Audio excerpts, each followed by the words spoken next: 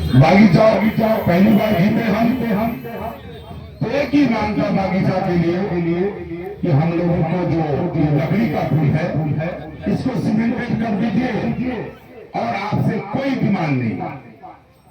हमने पहला काम आपका बगीचा हाट का जो लकड़ी का पुल था उसको तोड़ करके ढलैया किया था।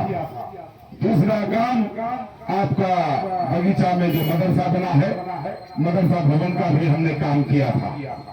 गांव बचाने के लिए भी आपका काम किया था। और जिस रोड से हम लोग गुजरते हैं हाजी टोला से गांगी, ये रोड भी हमारा ही देन है। भगवान भाई से लेकर के आपका तरबतपुर तक जो रोड बागीचा में मिलता है ये भी हमारा काम था।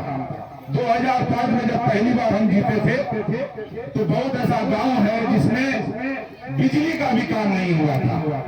हमने 73 कब्रिस्तान घेराबंदी किया है।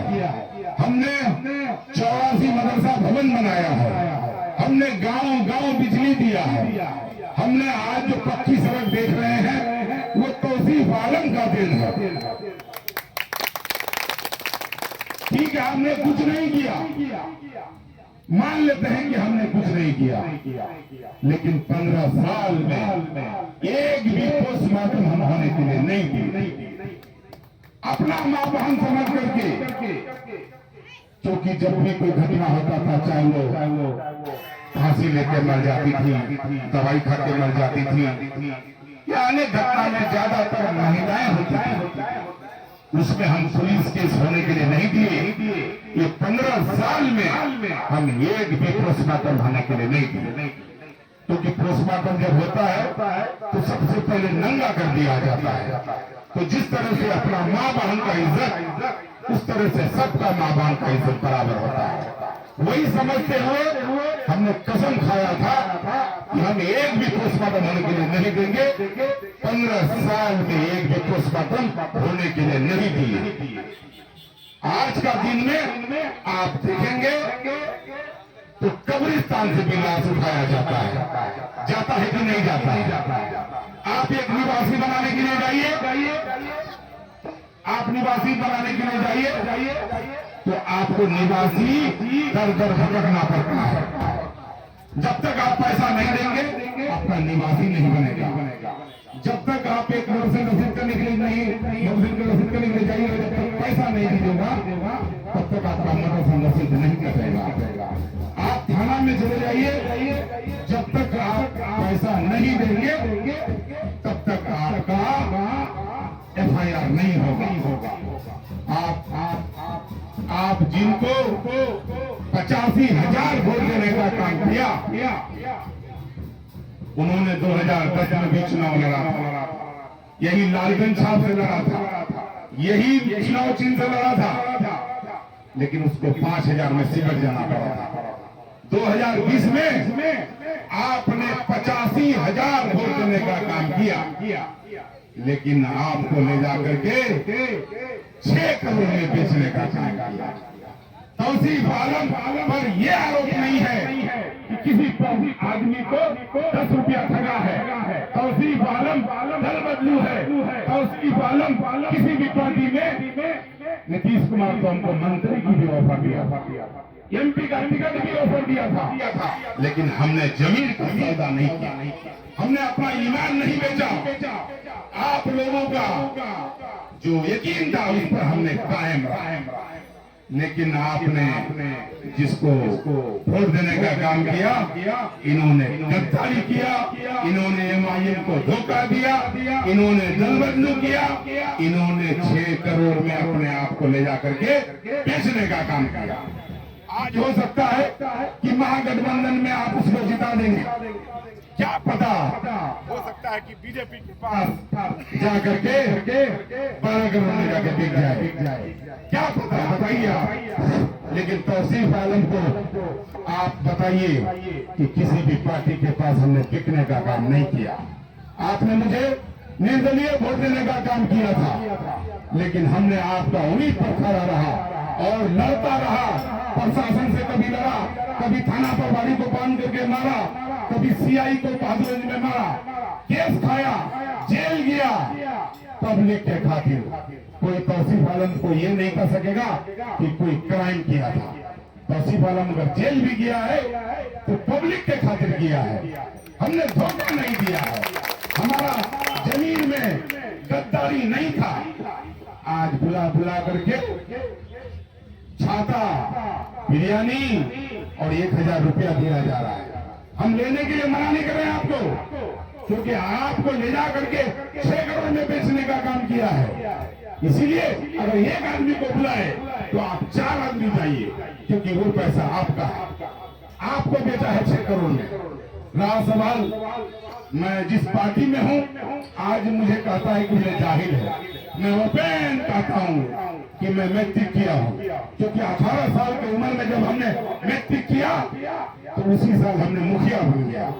जब मुखिया कार्यकाल 2024 तक रहा, उसके बाद आपने निर्दलीय मुझे एमएलए बना दिया। मुझे पढ़ने का मौका नहीं मिला। हम मैट्रिक करने के बाद फिर राजनीतिक में जो रहे, तो आपका सेवा करने में हम 2020 तक आपके साथ रहे। हमने कोशिश किया बहादुरगंज विधानसभा को कि ज्यादा से ज्यादा काम हो और हर आदमी को इज्जत मिले, लेकिन आज बलौद जाइए तो आपका काम नहीं होता है, थाना जाते हैं तो काम नहीं होता है, आप अंचल जाइए तो काम नहीं होता है। आपका एमएलए बीडीओ को सर बोलता है, आपका एमएलए अंचल को सर बोलता है, आपका एमएलए थाना प्रभारी को सर बोलता है। मेरे वक्त में आप देखे होंगे जनता मालिक था। लोकतंत्र में जनता मालिक होता है, लेकिन आपको इस 5 सालों में आपको बुझाया होगा कि जनता नौकर बन गया और पदाधिकारी मालिक बन गया। जबकि लोकतंत्र में जनता मालिक होता है और पदाधिकारी नौकर होता है। आप खुद आपके सामने में है। रहा सवाल, आज जिस पार्टी में हम हैं, वो पार्टी का जो नेता है एक बैरिस्टर था जिन्होंने महात्मा गांधी इस देश को आजाद किया था। दूसरा बैरिस्टर था जिनका नाम अम्बेडकर था, इस देश का संविधान को बनाने का काम किया था। और तीसरा बैरिस्टर वो है जो हमारा नेता है, असदुद्दीन ओवैसी साहब है।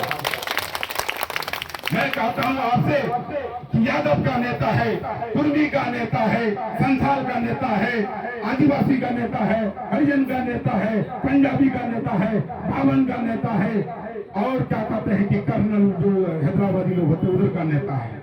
लेकिन मैं आपसे पूछता हूँ, आपका नेता कौन है?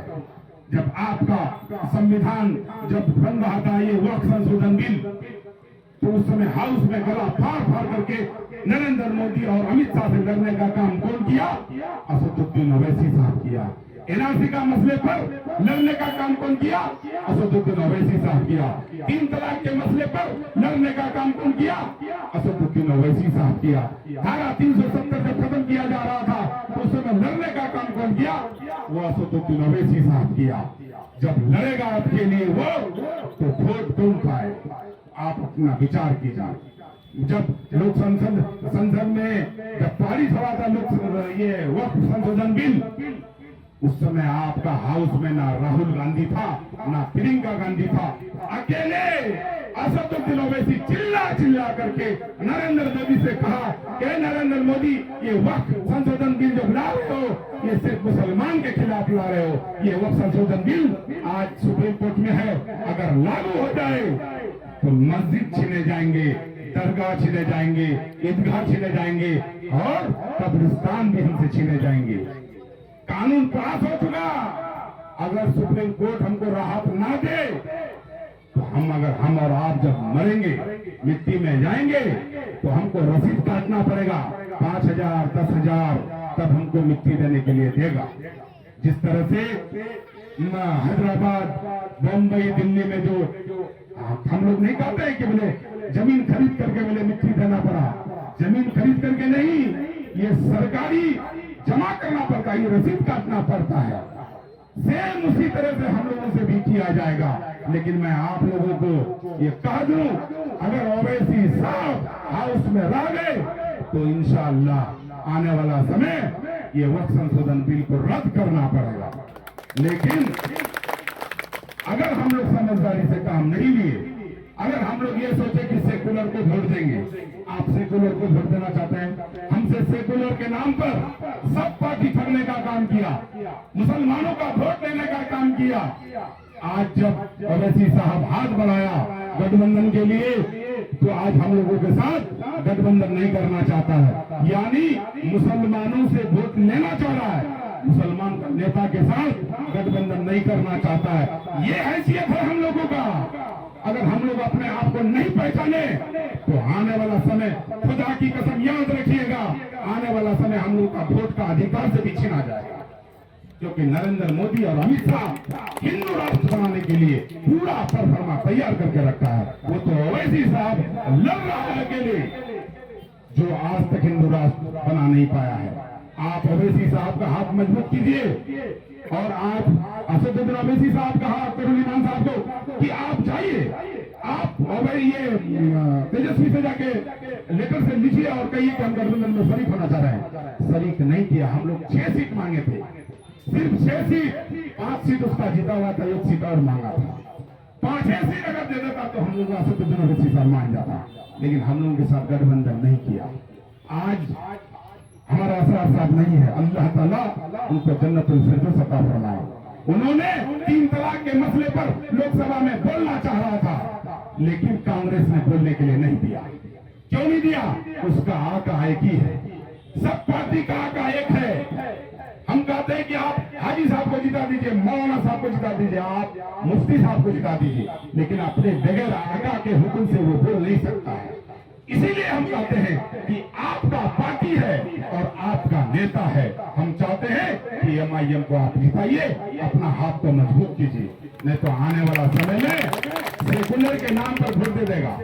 हम तेजस्वी जी से कहना चाहेंगे, आप 14% आबादी है आपका, हमारा मुसलमान